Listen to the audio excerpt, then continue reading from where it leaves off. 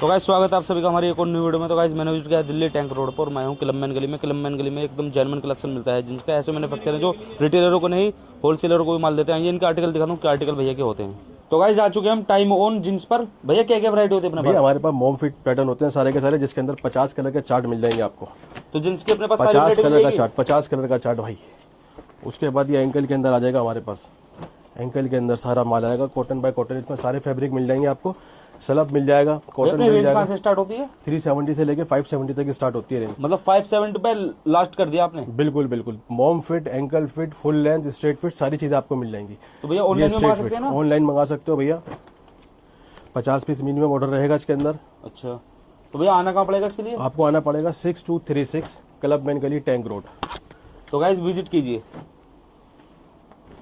ये ऐसी चीज़ आएंगी सारी 6 पॉकेट डेनिम कार्गो। मोम फिट के अंदर, स्ट्रेट फिट के अंदर भी आपको मिल जाएगी 6 पॉकेट।